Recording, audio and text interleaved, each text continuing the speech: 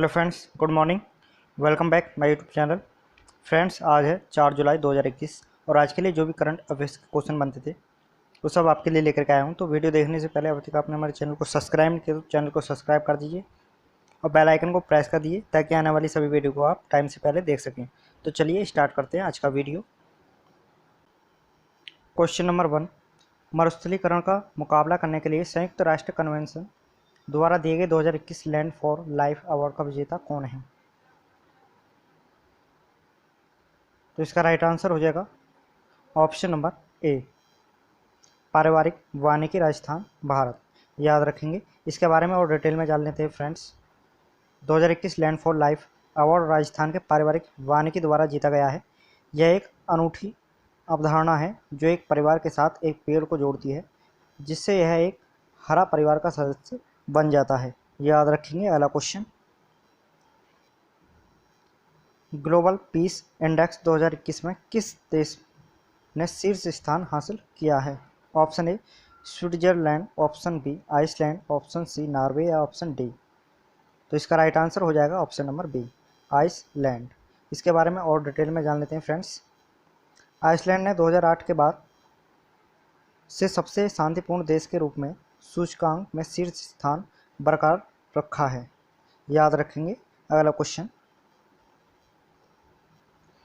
Question number 3, Bharat के विश्व व्यापार संगठन मिशन में निदेशक के रूप में किसे नियुक्त किया गया है? Option A Taranjit, option B, option C Ashish या ऑप्शन डी प्रतिभा पारकरी। तो इसका राइट आंसर हो जाएगा ऑप्शन नंबर सी, आशीष चांदोरकरी। इनके बारे में और जान लेते हैं फ्रेंड्स। सरकार ने विश्व व्यापार संगठन में भारत के स्थायी मिशन में 3 साल के लिए एक निजी व्यक्ति आशीष चंदोरकर को काउंसलर नियुक्त किया है। याद रखेंगे। अगला क्वेश्चन, LIC कार्ड्स सर्विसेज ने किस बैंक के सहयोग से एक कंटेस्टलेस prepaid gift card Shagun launch किया है? चलिए बताइए फ्रेंड्स, किस बैंक के सहयोग से एक contactless prepaid gift card Shagun launch किया है? तो इसका राइट आंसर हो जाएगा option number C, IDBI bank. इसके बारे में और जान लेते हैं। LIC कार्ड सर्विसेज ने रुपे प्लेटफॉर्म पर IDBI बैंक के सहयोग से एक कंटैक्टलेस prepaid gift card Shagun launch किया है। याद रखेंगे। अगला क्वेश्चन, विश्व स्वास्थ्य संगठन ने हाल ही में कितने देशों में कोविड-19 के एक नए संस्करण लैम्ब्डा की पहचान की है? तो इसका राइट आंसर हो जाएगा ऑप्शन नंबर सी, 29 देशों।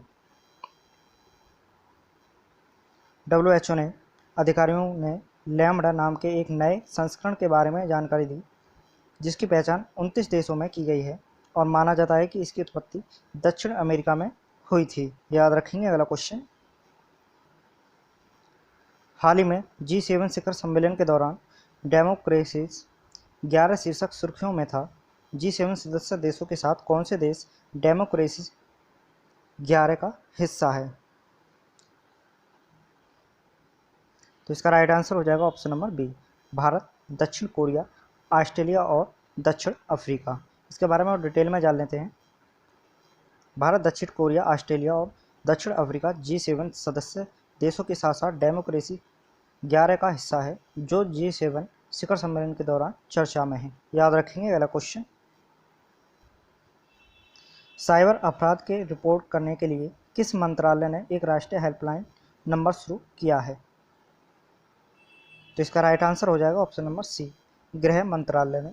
इसके बारे में और जान लेते हैं। गृह मंत्रालय ने साइबर धोखाधड़ी के कारण वित्तीय नुकसान को रोकने के लिए राष्ट्रीय हेल्पलाइन नंबर 155260 और रिपोर्टिंग प्लेटफॉर्म का संचालन किया है। याद रखेंगे। अगला क्वेश्चन, ग्लोबल पीस इंडेक्स किस संगठन द्वारा जारी किया जाता है? ऑप्शन ए विश्व आर्थिक मंच, ऑप्शन बी, ऑप्शन सी या ऑप्शन डी हरित शांति। तो इसका राइट आंसर हो जाएगा ऑप्शन नंबर बी, अर्थशास्त्र और शांति संस्थान। इसके बारे में और जान लेते हैं friends. Institute for economics and peace Sydney Australia ने ग्लोबल पीस इंडेक्स जारी किया है? याद रखेंगे। अगला क्वेश्चन, कौन सा पूर्वी एशियाई देश एक तनावपूर्ण खाद्य कमी का सामना कर रहा है? तो इसका राइट आंसर हो जाएगा option number A, Uttar Korea. इसके बारे में और जान लेते हैं। जो उत्तर कोरिया के नेता किम जोंग उन ने व्यापक बाढ़, कोरोना वायरस महामारी और अंतर्राष्ट्रीय प्रतिबंधों के कारण तनावपूर्ण भोजन की स्थिति के बारे में एक दुर्लभ चेतावनी जारी की है। याद रखेंगे। अगला क्वेश्चन, पिछले डोपिंग मामलों में किस देश को टोक्यो ओलंपिक में भारोत्तोलन में प्रतिस्पर्धा करने से प्रतिबंधित कर दिया गया है?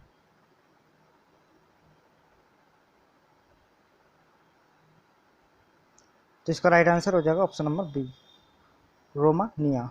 इसके बारे में और जान लेते हैं। पिछले डोपिंग मामलों में रोमानिया को टोक्यो ओलंपिक में भारोत्तोलन में प्रतिस्पर्धा करने से प्रतिबंधित कर दिया गया। अंतर्राष्ट्रीय भारोत्तोलन महासंघ ने फैसला सुनाया है। याद रखेंगे। अगला question, global peace index GPI 2021 में भारत का रैंक क्या है? तो इसका राइट आंसर हो जाएगा ऑप्शन नंबर बी, 135। वैश्विक शांति सूचकांक 2021 में भारत 163 देशों में से 2 पायदान ऊपर 135वें स्थान पर पहुंच गया है। याद रखेंगे। अगला क्वेश्चन, इब्राहिम राइसी ने किस देश का 2021 का राष्ट्रपति चुनाव जीता है?